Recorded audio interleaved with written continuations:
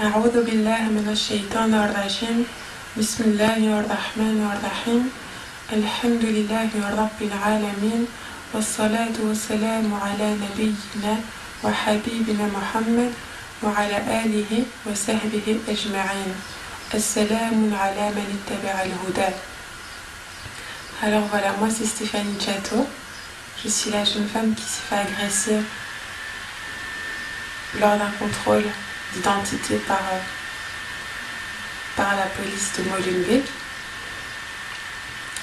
Je suis une jeune femme musulmane convertie à l'islam depuis bientôt 4 ans et je porte le niqab donc depuis bientôt 4 ans aussi et je n'ai jamais eu de problème à cause de celui-ci jusqu'à ce 31 mai dernier et donc je vais donner ma version des faits donc, sur ce qui s'est réellement passé. Avant de commencer, je tiens à préciser que cette vidéo n'est pas une incitation à la haine ou quoi que ce soit d'autre. C'est une vidéo que j'ai décidé de faire uniquement dans le but de clarifier certains points et de faire connaître la vérité, car jusqu'à présent, tout ce qui a été propagé concernant cette affaire n'est que mensonge et il n'est que mensonge en fait. Donc voilà, ce jeudi matin, donc 31 mai, j'étais assise à l'arrêt du tram 19, situé à Jette, pas loin de la place du Miroir, où je précise, c'était à Jette et non à Molenbeek comme les journalistes l'ont raconté. J'étais donc assise à l'arrêt du tram, j'attendais mon tram pour me diriger vers l'hôpital Bruckmann où j'avais un rendez-vous donc à midi, un rendez-vous assez important. Lorsque 2 agents policiers, donc en civil, sont venus vers moi et m'ont demandé donc ma carte d'identité. Donc j'ai directement coopéré, ma carte d'identité je l'ai donnée sans problème. Ensuite ils m'ont demandé si j'acceptais de soulever mon niqab afin d'être identifiable. Je leur ai répondu que je n'y voyais aucun problème, mais que par la suite je leur abattrais donc directement sur mon visage. Donc une fois le contrôle fini. Ce qui ne les a pas plu. Et ils m'ont répondu que la loi interdisait donc le port de la burqa, du niqab, du voile intégral, et que je n'avais pas le droit de le remettre sur mon visage après une fois le contrôle fini. Pour moi, bien entendu, j'ai refusé. Je leur ai expliqué que ce n'était pas la première fois que j'avais affaire à ce genre de contrôle et que jamais on m'avait obligé à retirer mon niqab une fois le contrôle fini. En général, ça se passait donc plutôt bien. Oui, ça se passait plutôt bien. Donc, lors de mes précédents contrôles, on me donnait donc, je donnais ma carte d'identité, je soulevais mon niqab, on m'identifiait, et puis on me laissait repartir sans aucun problème, bien entendu avec une amende que je finissais donc toujours par payer. Donc là, donc ce 31 mai, ça ne s'est pas passé, comme les fois précédentes, et ça a mal tourné. Le pourquoi, je ne sais pas. Donc suite à mon refus donc, de retirer mon niqab définitivement, ils m'ont proposé donc ils m'ont pas proposé, ils m'ont obligé de les suivre donc dans la voiture afin de m'amener au commissariat de police. Chose que j'ai faite sans problème, je les ai suivis, je me suis levée, je les ai suivis jusque dans la voiture et je me suis installée donc dans la voiture. Une fois assise dans la voiture, j'ai voulu prendre mon téléphone afin de téléphoner l'hôpital pour les prévenir que j'aurai un retard à mon rendez-vous qui était à midi. Entre temps il était déjà 11h25, 11h30, donc je savais que j'allais être en retard au moins d'1 heure. Donc j'ai voulu les appeler et là la femme policière qui était assise à côté de moi à l'arrière a tenté de m'arracher mon téléphone en me disant que j'étais privée de ma liberté, que je n'avais pas le droit de passer un coup de fil ou quoi que ce soit d'autre. Et sur cela, moi je lui ai répondu, écoutez, j'ai un rendez-vous très important, je ne peux pas me permettre de le rater.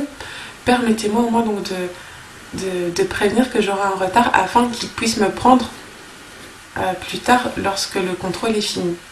Sur ça, elle m'a répondu, eh bien écoute, c'est pas la peine que tu les préviens que tu auras un retard, car aujourd'hui, tu n'iras pas à l'hôpital, c'est 24 heures au cachot qui t'attendent. Moi, sur ça, je lui ai répondu, ce sont des menaces, et ensuite elle m'a dit non, pas du tout, c'est une leçon, on va te donner une petite leçon, tu vas apprendre à respecter les lois. Donc voilà, une fois arrivé au... Donc il faut savoir que dans la voiture, il y a eu déjà des petites menaces, des insultes, des propos racistes concernant ma religion, mon voile. Mais pas, dans la voiture, pas de violence. Donc je tiens aussi à préciser que... Parce que donc les journalistes ont raconté que j'ai agressé des policiers dès le début du contrôle, alors que c'est totalement faux. Donc comme je vous l'ai expliqué jusqu'ici, il n'y a pas eu de violence, ni de ma part, ni de leur part, donc jusqu'ici. Donc une fois arrivé au commissariat, ils m'ont placée dans une petite pièce qui n'était pas un bureau, c'était une sorte de débarras. Oui, c'était une petite pièce, une sorte de débarras. Et là, ils m'ont laissé donc avec 3 femmes. J'étais avec 3 femmes seules qui ont tenté de m'intimider par toutes sortes de menaces, des insultes, etc. Et elles m'ont demandé donc de retirer mon niqab. Ce que j'ai fait donc sans riposter. J'ai soulevé mon niqab et ensuite elles m'ont dit tu ne dois pas... En fait, elles m'ont demandé donc de retirer mon voile. Moi, lorsqu'elles m'ont parlé donc de voile, j'ai pensé qu'elles parlaient de mon niqab. Donc j'ai retiré mon niqab et sur ça, elles m'ont répondu on ne parle pas de ce voile-là, on parle de tout ton voile, celui qui te couvre les cheveux et tout ton corps. Tu vas le retirer. Ensuite, moi, j'ai répondu que je refusais car je ne voyais pas pourquoi devoir me mettre... Pourquoi me déshabiller pour un contrôle d'identité. Donc j'ai pas compris, je voyais ça vraiment comme une énorme injustice, humiliation. Donc j'ai refusé. Et sur cela, elles ont eu des insultes, puis donc elles se moquaient de moi. On me disait que ce n'était pas... Donc elles me disaient si c'est pas le cirque, tu vas retirer ton costume, toutes des choses, des propos très méchants. Et sur cela, moi, je suis restée ferme. Je ne voulais pas me déshabiller devant qui que ce soit, et encore moins devant des femmes non musulmanes. Pour moi, c'était inimaginable. Donc, moi, je leur ai dit clairement, je leur ai dit, écoutez, mon voile, je ne vais pas le retirer. Vous voyez mon visage, vous pouvez m'identifier, mais je ne vais pas me déshabiller. À ce moment-là, elles m'ont dit, dans ce cas-là, si tu ne veux pas le faire, donc si tu ne veux pas te déshabiller de toi-même, nous allons devoir te le faire de force. Donc elles se sont avancées vers moi. Il y en a une qui est passée derrière moi et qui a tenté de me maintenir donc en me tenant les 2 mains, les 2 bras en arrière. Et les 2 autres se sont avancées vers moi et ont tenté donc de m'arracher mon gilbab. Mais bon, étant donné que c'était donc un gilbab très long, des manches, il y avait des nœuds un peu donc dans la nuque, etc. Elles avaient vraiment du mal à l'arracher. Et moi, je tentais de me débattre aussi. Donc, elles avaient un peu du mal. Et à ce moment-là, elles ont commencé donc à me donner des coups de pied, des coups dans le ventre, un peu partout, tout en tentant de m'arracher mes vêtements. Comme elles voyaient qu'elles avaient un peu du mal donc à gérer la situation, elles ont fait appel à des hommes pour leur venir en aide. Et lorsque les hommes sont arrivés, directement ils m'ont donné des coups de poing un peu partout sur mon corps. Ils m'ont roué de coups de tous les côtés. tout en tentant de m'arracher mon gilbab. Donc ils avaient déjà soulevé mon gilbab, tout avait été soulevé, mais ils n'arrivaient pas donc à le retirer complètement, étant donné qu'il y avait les manches et le nœud qui étaient serrés dans ma nuque. À ce moment-là, ils ont fait appel à un troisième homme qui est venu avec une paire de ciseaux. Et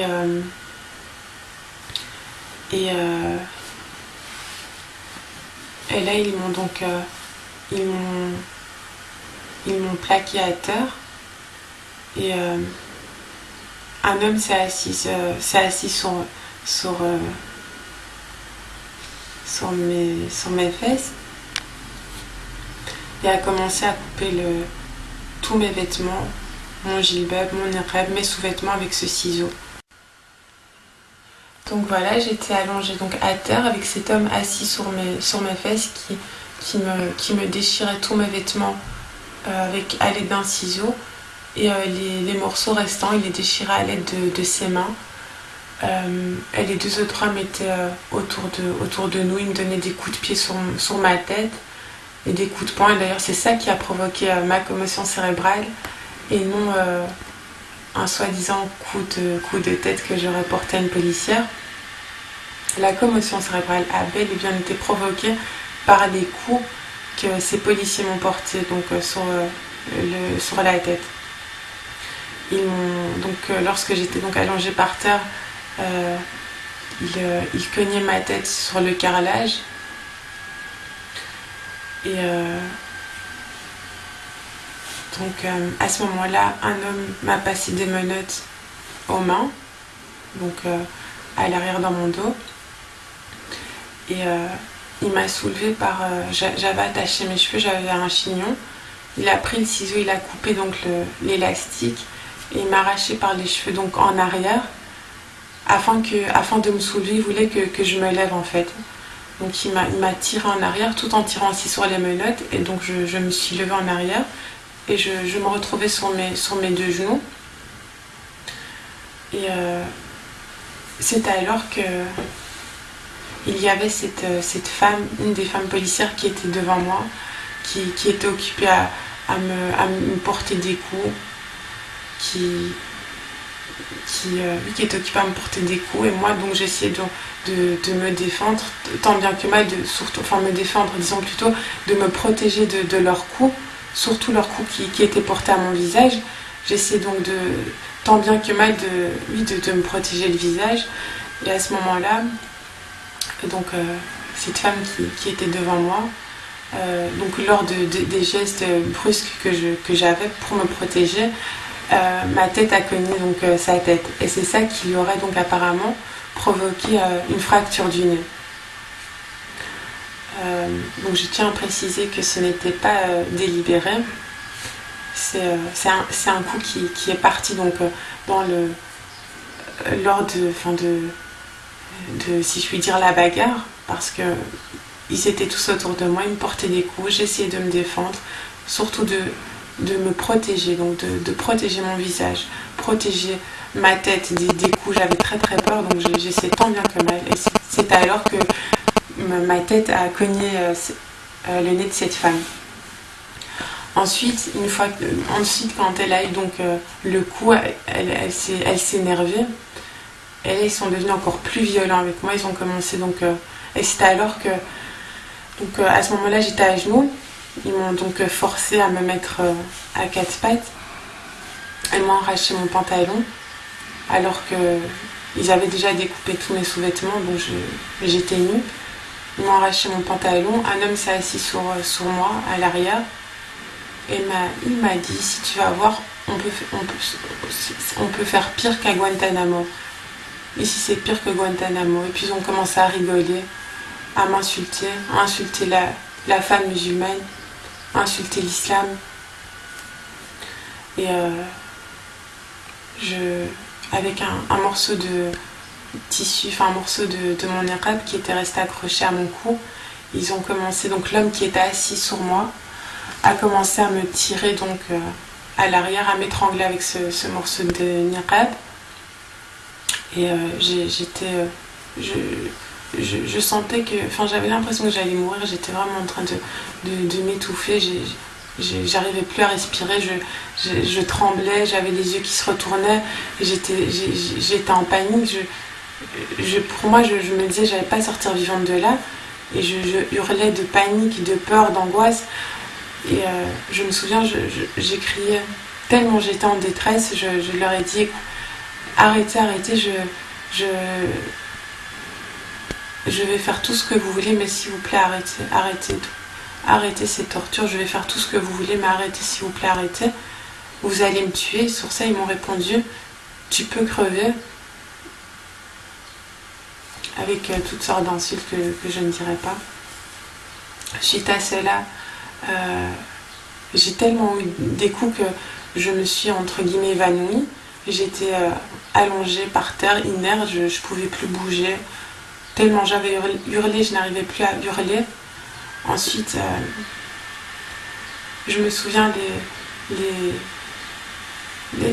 derniers mots les dernières phrases que j'ai pu dire, c'était des dua où je demandais que Allah leur brise leur dos, qu'il les punit pour tout le mal qu'ils étaient occupés à me faire. Et lorsque j'ai dit ça, ils m'ont complètement...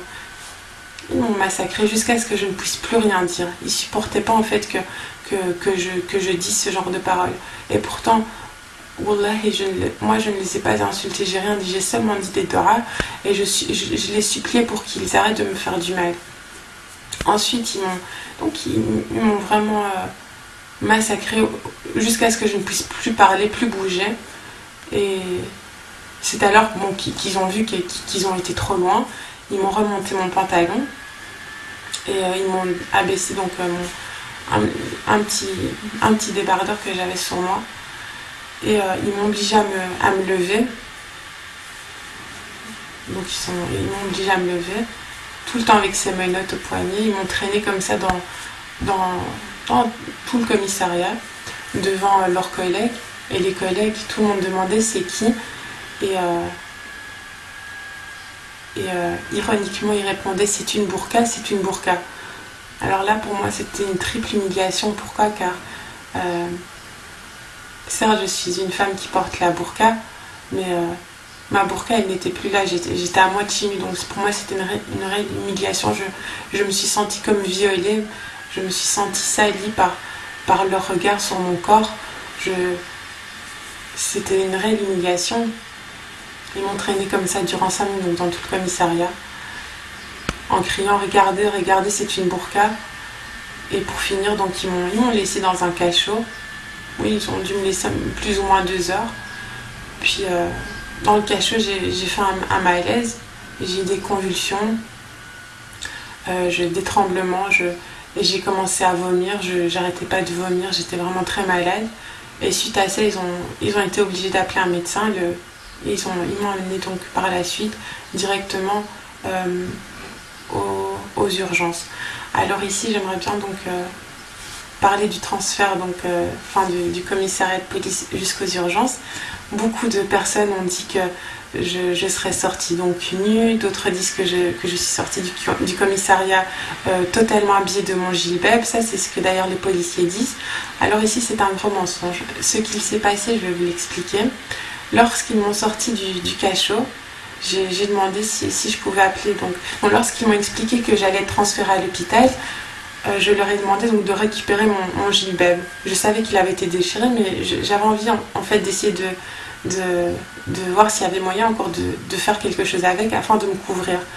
Donc ils m'ont apporté mon gilbeb qui était déchiré. J'ai essayé de le mettre sur moi, mais il était tellement déchiré en lambeaux que je ne pouvais plus rien faire avec. Donc moi je leur ai demandé, enfin je leur ai dit, je ne sortirai pas à moitié nue. Donc j'ai demandé si je pouvais passer un coup de fil à quelqu'un, donc quelqu'un qui puisse m'apporter un vêtement convenable, ne fût-ce qu'un gilbeb, subhanallah, ne fût-ce qu'un gilbeb. Et donc j'ai appelé une personne qui m'a dit qu'elle allait arriver dans l'heure qui suit, donc pour m'apporter un gilbeb. La personne donc a dit au policier, donc a demandé au policier d'attendre maximum 1 heure, donc attendre le temps que la personne arrive pour que je puisse m'habiller et sortir avec une tenue convenable et un gilbab du commissariat. Et les policiers ont répondu qu'ils n'avaient pas le temps d'attendre et que j'étais obligée, donc que j'allais être transférée à l'hôpital directement et que ça se passerait donc sans voile ni quoi que ce soit. Donc voilà, quand on m'a fait sortir du commissariat, j'étais pieds nus, avec un pantalon et un petit débardeur sans sous-vêtements dessous. Et voilà, j'avais pas de gilet, pas de veste, pas de hijab, pas de gilbab ni quoi que ce soit. Et on m'a emmené comme ça jusqu'à l'hôpital aux urgences. Une fois arrivée aux urgences, j'ai été directement donc on m'a mis aux soins intensifs. Le chef de service a dit que j'étais dans un état critique et il a refusé de me laisser sortir d'ailleurs ce jour-là. Alors que les policiers, eux, ils auraient espéré que le docteur fasse un papier justement pour pouvoir pouvoir confirmer que je puisse être en cellule malgré mon état de santé. Le docteur a refusé et le docteur a constaté donc que j'avais une commotion cérébrale suite à plusieurs examens qu'on a fait et toutes sortes d'autres sévices et tout est noté. Donc le docteur a fait un rapport, tout est noté sur feuille. Donc pour ceux qui disent que je mens, etc., j'ai la preuve. Donc les examens prouvent donc ce que je raconte et j'ai les papiers. Donc voilà. Ensuite, je pense que je vous ai raconté donc ma vérité, la vérité, donc la vraie version des faits. Et donc bien entendu je l'ai raconté en gros, j'ai pas été dans les détails, mais l'essentiel vous le connaissez. Donc à présent j'aimerais bien, donc j'insiste sur le fait que cette vidéo a été enregistrée dans l'unique but de faire connaître la vérité à tout le monde en fait, aux musulmans, aux non-musulmans, à tout le monde. Et cette vidéo n'est pas une incitation à la haine.